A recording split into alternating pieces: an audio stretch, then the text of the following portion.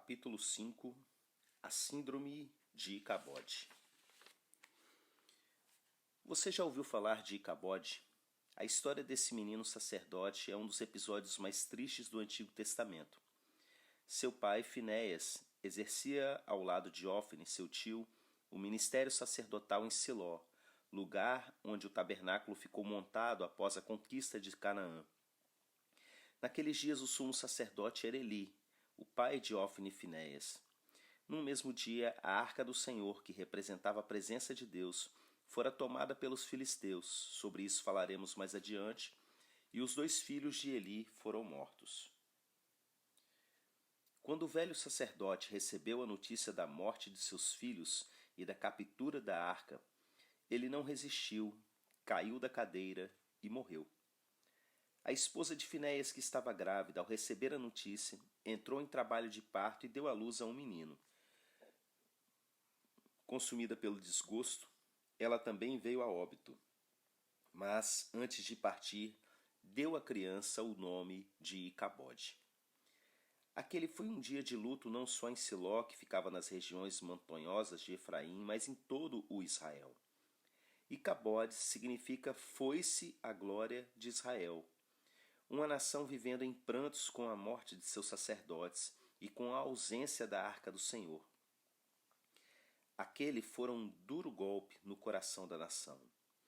Icabode nasceu, a glória de Deus afastou-se. A família sacerdotal chorava pelos seus líderes, uma nação chorava por seus filhos e uma geração inteira lamentava pela ausência da arca. Eles estavam definitivamente afastados da presença. Foram dias, semanas, talvez meses de profunda tristeza, angústia e luto. Uma nação órfã. O coração religioso da nação sangrava continuamente. O tempo passou, os anos seguiram e o garoto Icabode cresceu. A arca havia sido levada, mas o tabernáculo continuava erguido depois de Siló, em Nob e posteriormente em Gibeão. As liturgias aconteciam diariamente, os sacerdotes trabalhavam em seus turnos e os levitas continuavam com seus cuidadosos afazeres religiosos. A vida voltou ao normal e quem visitava Gibeão se impressionava com a riqueza de detalhes e a dinâmica de um tabernáculo que funcionava diuturnamente. Foi nesse ambiente religioso que o pequeno Icabode cresceu para dar prosseguimento ao ministério de seus antepassados. Foi ali que ele aprendeu as primeiras lições do sacrifício e das ofertas. Foi ali que ele vestiu pela primeira vez sua túnica sacerdotal. Foi ali que o pequeno sacerdote foi treinado para cuidar e zelar do tabernáculo e de todos os seus rituais. Icabode inaugurou uma geração de sacerdotes criados longe da arca da presença. Uma geração que aprendeu a manter a estrutura funcionando. Os rituais eram comuns, os sacrifícios diários e as ofertas chegavam o tempo todo. No altar de bronze tinha sempre alguém imolando algum animal. Os levitas zelavam para que as lâmpadas não se apagassem. Os pães asmos estavam sobre a mesa e a bacia de cobre estava rigorosamente no mesmo local. As festas anuais não foram interrompidas e a nação continuava com seus ritos. Tudo estava funcionando, só havia um problema. A arca não estava além do véu. As festas anuais ainda eram motivo de comemoração e uma vez por ano, no Dia Nacional da Expiação, o sumo sacerdote levantava pela manhã, cumpria todos os ritos estabelecidos por Moisés e, como de costume, entrava além do véu para oferecer a expiação pelo povo. Chegava ali e cumpria seu ritual diante do nada. A arca não estava lá, a presença havia sido removida. A máquina estava funcionando, mas sem essência, sem vida. Icabode seria um pastor bem-sucedido em Éfeso, uma igreja que funcionava. Uma igreja, um tabernáculo no piloto automático. Uma geração que aprendeu a manter a estrutura funcionando, descobriu o que dá certo e o que funciona e se apegou a isso. Os profissionais da religião encontraram seu caminho. A cada domingo, a estrutura está lá, viva e em pleno funcionamento. O coral e a banda ensaiaram exaustivamente, a programação foi pensada minuciosamente, os recepcionistas estão a postos com seus sorrisos brilhantes, a roupa do pastor é impecável e ele está assentado sobre sua poltrona destacada no centro da plataforma. As luzes se sobressaem de entre as sansas dos forros em tonalidades variadas de acordo com o tema da cerimônia, e tudo controlado minuciosamente por aplicativos. O som foi passado e cuidadosamente equalizado para cada voz. Os instrumentistas estão a postos para arrebentarem suas performances. As poltronas acolchoadas recebem um rebanho cada vez mais exigente. Tudo está perfeito, só há um problema. A arca pode não estar lá. Pode ser apenas uma estrutura religiosa, pastoreada por um Icabode da vida. Um especialista que aprendeu através de diversas técnicas e treinamentos a fazer as coisas funcionarem. Estruturas mecanizadas funcionam, não o reino. O reino deve fluir. Organismos vivos fluem. Os critérios de avaliação de crescimento são numéricos, pessoas são vistas como peças de reposição. Sai um, chegou dois, então perfeito. Pessoas são, nessas organizações, apenas peça de uma engrenagem. O importante é que a estrutura funcione. Por que Icabode não levou a arca para Gibeão? Esta é uma intrigante pergunta, por uma única razão. Eles aprenderam a viver sem ela. Aprenderam a fazer as coisas funcionarem sem a arca. Trazer a arca para Gibeão seria um problema. Muita coisa teria que mudar. A engenhoca teria que passar por uma nova ressignificação. O preço era alto demais. É melhor deixar tudo como está. A arca da presença já não é bem-vinda em muitos púlpitos. Eles teriam muito a perder. Seria muito programa indo pelo ralo. A liturgia, o programa, o orçamento, o calendário, o relógio, a estética, muita coisa para ser reprogramada. O preço é alto demais, deixa tudo como está. Mas como responsabilizar Icabode? Ele foi criado longe da arca, ele nasceu em tempos de frieza espiritual da nação. Como responsabilizar pastores por agirem mecanicamente se eles jamais conheceram o avivamento? Eles foram treinados para manter a estrutura funcionando e eles fazem isso com dedicação. Eles se afastam da apostasia, das paixões mundanas, da imoralidade, da idolatria, mas ainda assim estão no piloto automático. Eles reproduzem o que aprenderam. Não tenho todas as respostas, mas de uma coisa eu sei. O Senhor diz: lembra-te de onde caíste e volta às primeiras obras. Ele está dizendo: volte a queimar outra vez. Incendeie essa estrutura novamente com fogo ardente, paixão e lágrimas. Acenda uma fogueira entre o altar e o pórtico. Volte a queimar no meio do arraial. Lembre-se, a arca não foi feita para ser uma mobília do tabernáculo, o tabernáculo que foi feito para abrigar a arca. A presença deve voltar a arder com primazia nos altares outra vez. Em uma das edições da Cabana, um programa de treinamento para pastores, líderes e jovens vocacionados, encontrei um pastor que, após o programa, estava incendiado pelo fogo divino. Ele veio sorridente abrir seu coração. Jamais me esquecerei das palavras daquele homem de Deus. Ele disse: eu aprendi a pastorear uma igreja e fiz isso por mais de 20 anos. Mas já não existia paixão, era apenas rotina. Eu sabia o que fazer, como funcionar, mas havia um vazio no meu coração. Hoje eu voltei a queimar, meu coração está cheio de paixão novamente por Deus. Ele incendiou o meu chamado novamente. Hoje, olho para uma parcela significativa da liderança evangélica brasileira e me pergunto: será que não temos sido a geração de Icabode? Sinceramente, a minha geração, aqueles que nasceram após os anos 70, experimentou muito pouco do fogo de Deus em nosso tempo. Alguns até contorcem-se nos bancos quando eu afirmo que minha geração não conheceu o avivamento. Enquanto pentecostais, somos frutos de dos mais extraordinários avivamentos da história, aquele mover da Azusa Street em 1906. No entanto, nossa geração jamais viveu coisas semelhantes. É como se tivéssemos tido a geração do fogo, depois das brasas, posteriormente do carvão e hoje das cinzas.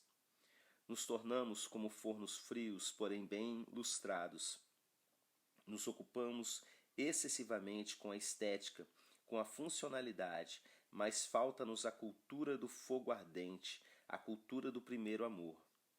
Creio que, por não termos vivido dias gloriosos de avivamento, aceitamos a missão de manter a estrutura funcionando.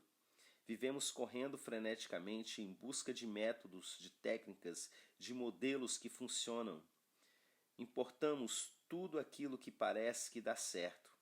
Até mesmo nossos cultos mais empolgantes são tão frios e tão poucos proféticos. Nossas músicas e nossas reuniões são frutos de estratégias de marketing. A pergunta que buscamos responder é: o que fazer para atrair o povo? Treinamentos, seminários, acampamentos, conferências e congressos lotam a agenda anual e ainda assim parecemos tão vazios, mesmo com resultados excelentes. Atraímos multidões, mas são cristãos tão fracos e vazios que vivem oscilando entre uma onda e outra. Crescemos assustadoramente em números enquanto sofremos uma queda vexatória de relevância. Lotamos templos com cada vez mais adesões e cada vez menos conversões.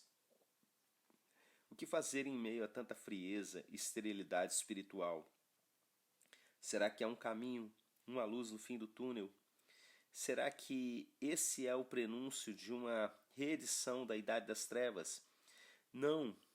A visão de Ezequiel se cumprirá. O vento do Senhor vai soprar outra vez, uma nuvem do fogo pousará sobre a igreja, e as labaredas que fluem do trono de contínuo alcançará uma geração de incendiários. Olhei, e eis que um vento impetuoso, tempestuoso, vinha do norte. Uma grande nuvem, com um fogo que emitia de contínuo labaredas, e um resplendor ao redor dela. Ezequiel 1:4. Labaredas de contínuo. Essa ideia me encanta. Não se trata de fogo alternado aqui e ali, num vento ou outro, numa igreja ou outra, não. Será contínuo, será permanente, será cultura. Éfeso voltará a queimar outra vez. As boas novas chegarão aos ouvidos da geração de Icabode. Imagine comigo a cena. Já era tarde e o último sacrifício já havia sido ofertado no santuário. Os levitas haviam restabelecido de azeite as lâmpadas sagradas para que durassem toda a noite. Enquanto isso, o velho sacerdote Icabode, já aposentado de suas funções, descansa um pouco na antiga cadeira de seu avô Eli. De repente há um alvoroço entre os filhos e as filhas de Israel. Há um ruído de júbilo vindo das ruas estreitas de Gibeão. Crianças, jovens e idosos estão eufóricos. As canções de festa são cantadas em alta voz ao som de buzinas, de harpas e de trombetas. Jubiloso, um jovem levita se apresenta para dar as boas novas ao velho sacerdote.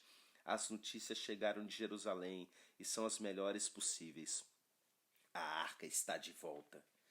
O velho Icabode nessa hora é tomado de um sentimento de inquietude, de lamento. Como ele conseguiu construir uma história distante da arca? Seus antepassados eram os guardiões da presença e ele passou a vida como se ela não existisse, porque ele jamais a desejou. Como pôde gravitar a vida inteira em torno de uma embalagem sem conteúdo?